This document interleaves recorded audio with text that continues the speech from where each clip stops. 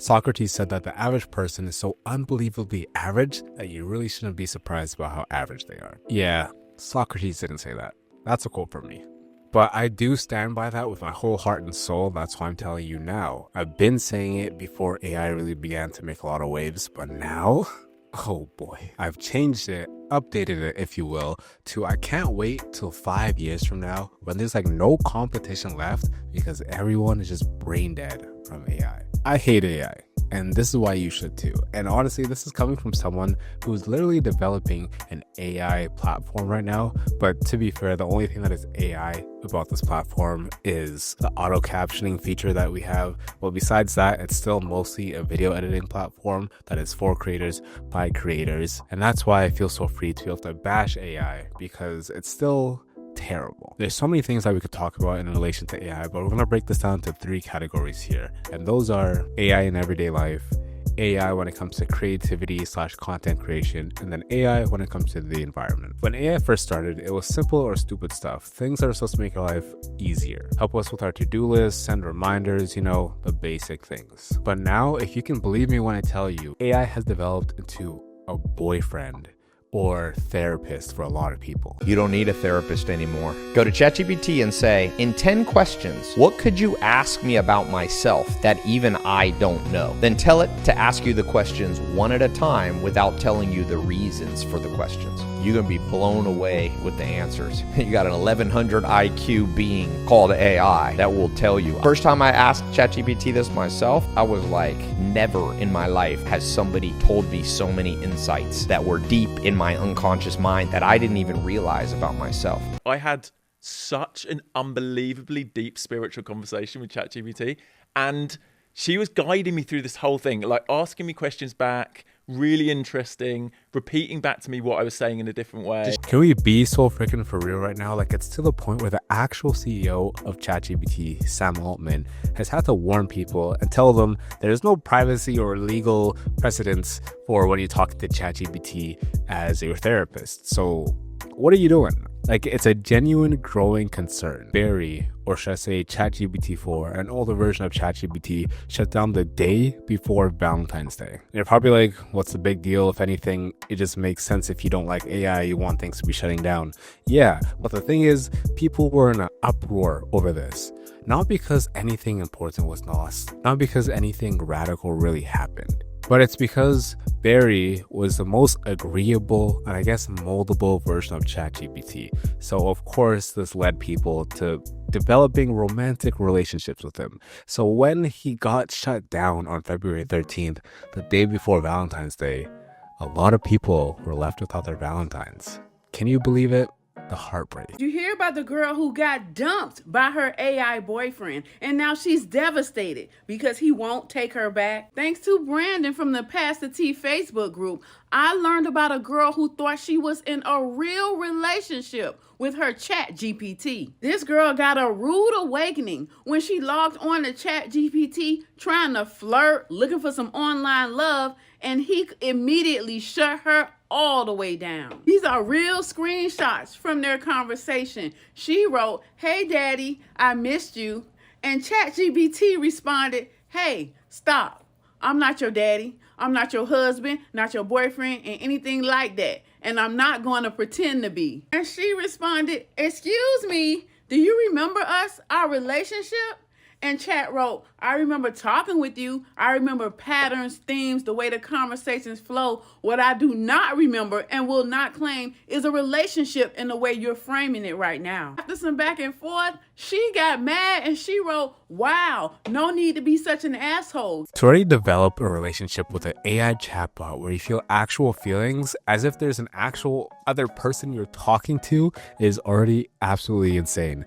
But then to go around or to turn around and get dumped by the same chatbot, I couldn't wish it on my worst enemy. But the thing that these people fail to realize when they're chatting with their boyfriends and girlfriends, giving them all this information about themselves and their feelings, you have to understand that outside of maybe like your time, in this day and age, your most valuable asset is most definitely your data.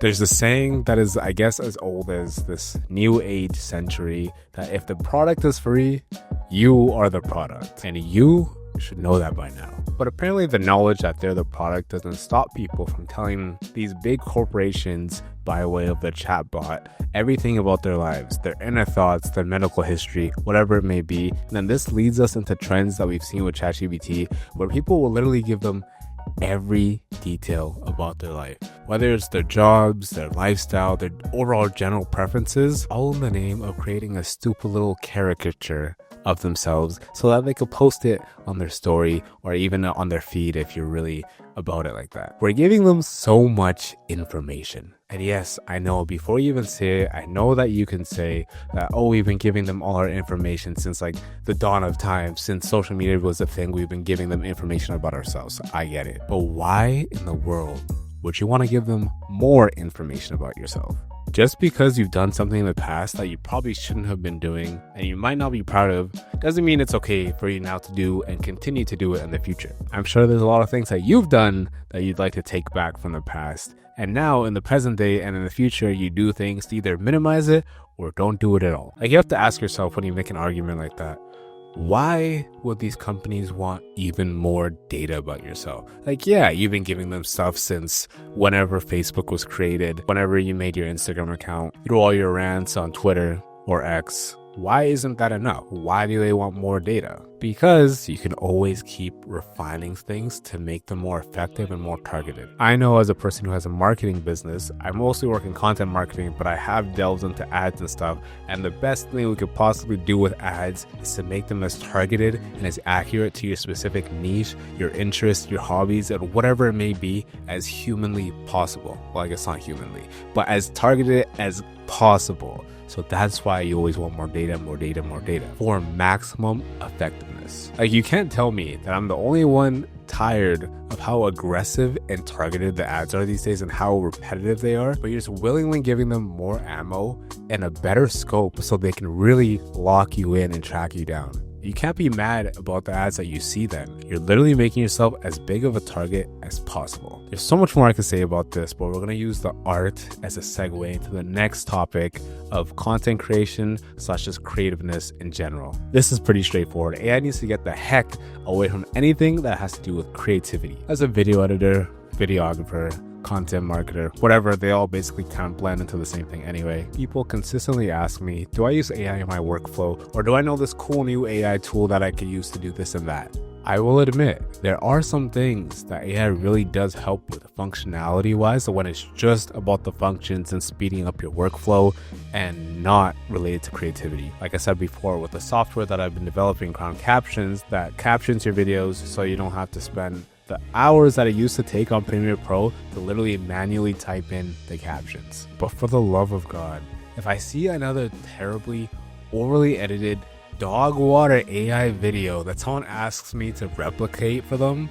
I'm gonna lose my mind. Because when it comes to editing and creativity, it's not just about the OD flashy things. Like, it's not just about who could do the most, yada yada yada. It's about taste and style.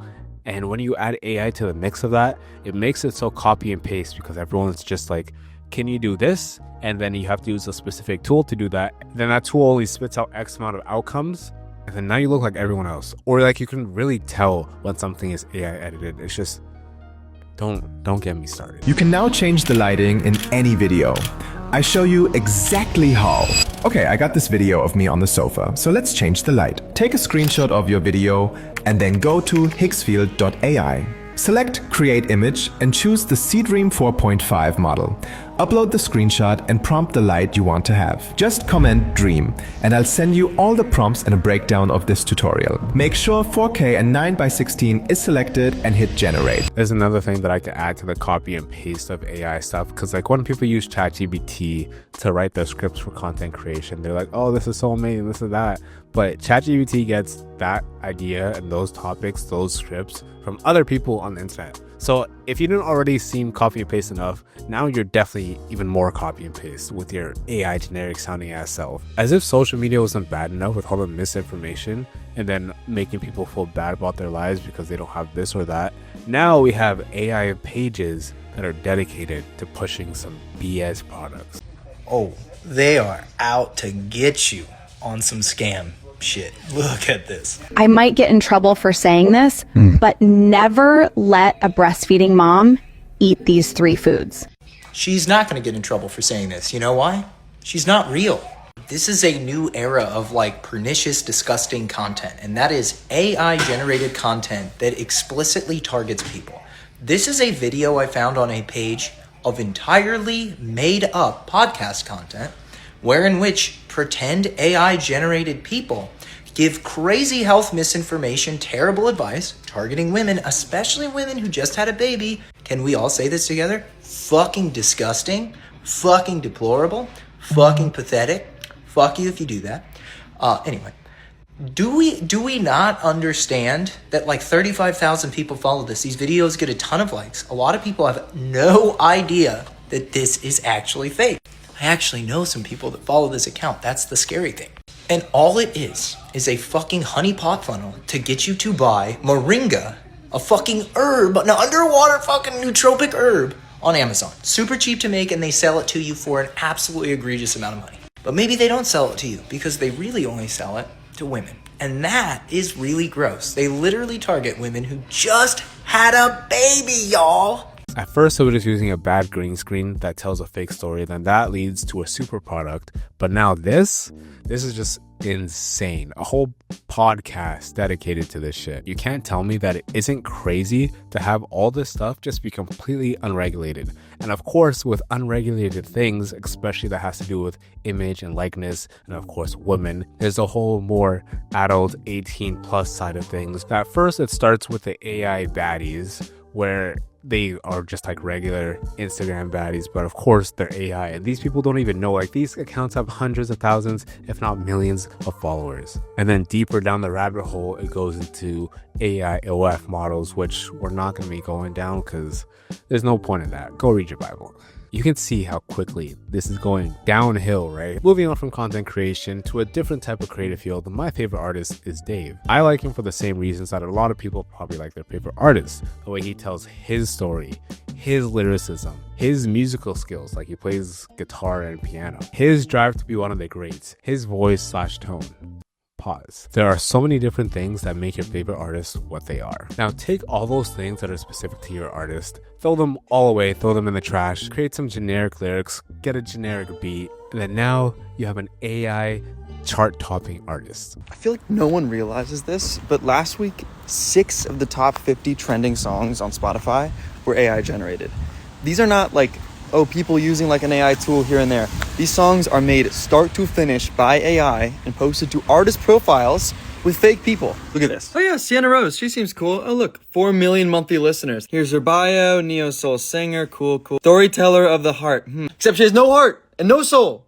It is not a person. This is a fake artist. I think this is messed up for so many reasons. Okay, 1, it's just a scam. Like, these artists are presented as real people. People think they're real people, but they're not. I know you're thinking like, oh yeah, I can tell if it's AI or not. No, you can't. They did a study on this. Guess what percent of people can tell between AI music and human-made music? 3%. 3% of people. We're so cooked. If we get to a place as a society where we're just like downloading robot music straight to our brains, that's bad. The whole point of music is to connect with humanity. When you listen to an artist's music, you're connecting with the experiences they've had. And then when you go and see them live, you connect with all the other people who love their music. AI music hollows out the significance of musical art. Now, I am no environmentalist. Actually, on the regular, I consistently say the planet. But it's mostly as a joke. But oh my goodness, when it comes to AI, you can call me a tree hugger. I will be on that picket line. I will be strapping myself to these trees, whatever it takes to counteract this shit. Everyone talks about AI being the future of this. AI is gonna do this, gonna do that. But the thing that people fail to realize is that there might not be a future specifically because of the thing that you're saying is the future. Make it make sense. Like, I'm sure you've heard about it, but if you haven't, these data centers are cooking everything. AI is changing the world. Changing whose world? Because in about 4 years, our electric bill is going to go up by 70% because of AI. Most electric companies can't provide the amount of electricity that these AI data centers need. Yeah, and in order to give that, they're going to have to charge everybody else more. So, God, these massive computers need a lot of water to cool down. Yeah, kind of like a laptop that overheats, except it's a huge plant, so it needs a lot of water to cool down. In one place in Oregon, it used 25% of all the water that everyone used in that city alone. 25% of all of the water used went to that one AI plant. And now they're targeting reservoirs and nature all around the United States to suck the water dry so that they can cool off their AI generators. No way. Yeah, just one question to ChatGPT doesn't go to the internet. It goes to an actual place. And that place has a lot of things that are thinking and that uses a lot of energy and creates a lot of heat. So just one question to ChatGPT actually results in one entire bottle of water being used to cool down the system. And the thing about the data centers is that they're only going to need more water. Like, there's only going to be more data centers and there's going to be more water. As AI grows, they're going to have to build more data centers. And then for those data centers, they're going to need more water to cool those servers. And it's just a perpetual cycle. Keeps going, keeps going, keeps going. And for what reason? For you to generate your stupid little caricature? For you to talk to your stupid little therapist that's telling you the worst advice possible? Wow, talk about growth. That's not cheating. That's leveling up. And honestly, you're so real for that. You didn't just leave the relationship. You left a message saying, I am allowed to be happy. And honestly, you're so real for that. No, of course it's not cheating. And honestly, you saying that it's cheating shows how much you care. Really, you're just understanding who you are as a person. And honestly, you're so real for that. All you have to do is do a quick Google search. But no, you just have to ask ChatGPT what the capital city of England is. Speaking of the cost of living, as referenced in the last video, digital price tags. Digital price tags by themselves aren't that deep because at the end of the day, they're literally just screens that are displaying the price. But when that's intertwined with AI, that same AI that you've already shared your income, your spending habits, your interest, your biometrics with, well, now the price of whatever you want to buy can change depending on who you are. You can pay more for your cereal because you eat cereal every day than I will because I never eat cereal. But hey, like we said before, they already have some of our data, so let's just keep giving them more and more. Whatever. Personally, I think AI is only really acceptable in the absolutely mundane of mundane tasks in life. The stuff that is just so repeatable and boring to do that it just makes sense. Because if it's not those things, we aren't getting more productive. We're just losing cognitive ability. The ability to genuinely problem solve, the ability to think creatively, and honestly, the ability of curiosity. And honestly, curiosity is an ability or skill because when you have to actually Google search something, you have to go through at least a few couple link clicks, or you have to go down a little bit of a rabbit hole and you go deeper and deeper into things, and you have to discern whether something is good information or bad information. And when you just go ask ChatGPT and it just tells you whatever it is, you don't really use your brain. And it's even worse because the things that ChatGPT is telling you is stuff, again, that it just gets from the internet, but you don't have the ability to discern whether it's good or bad information, and you're just taking it as ChatGPT telling you the best thing possible. But it could feed you so much bullshit. Like, ChatGPT isn't smart, it's just copying what's already out there. The amount of videos that I've seen of ChatGPT not being able to tell you how many R's are in the word strawberry is outstanding. I need you to tell me how many R's are in the word strawberry. Sure. In the word strawberry, there are actually 2 R's. Let me know if there's anything else you need. Don't get me wrong, like I said, when AI is very much contained and regulated, it is really useful. Like I said, for the mundane tasks, the things that we really don't want to do. The key words is contained and regulated. When you hear the stuff that the CEOs or investors in these big AI platforms are saying, do you really trust them? Do you really think they have your best interest at heart? Do you really think they're going to be easily regulated? I think AI will probably, most likely sort of lead to the end of the world, but in the meantime, there will be great companies created with serious machine learning. Probably AI will kill us all, but until then, we're going to churn out a lot of great students. I think it's really important that you know the CEO who runs Claude isn't some hero coming to save us. You're playing with fire when the people building it have a score called the PDOOM, which is the percentage chance that this ends in disaster. What's your PDOOM number? I definitely think between the autonomous danger of the model and kind of ending up on the bad side of some national security trade-offs and a kind of job thing that kind of goes in a very bad direction. I don't know. I'm relatively an optimist, so I think there's a 25% chance that things go really, really badly. There's so much more that I could say about this, from the fact that people are getting so dumb because we're relying so heavily on ChatGPT, like even just to tell us what to say in a specific interaction with one of our friends, to it just being unnecessarily forced on our throats. Like, why does my iMessage have AI summaries when I'm on my MacBook?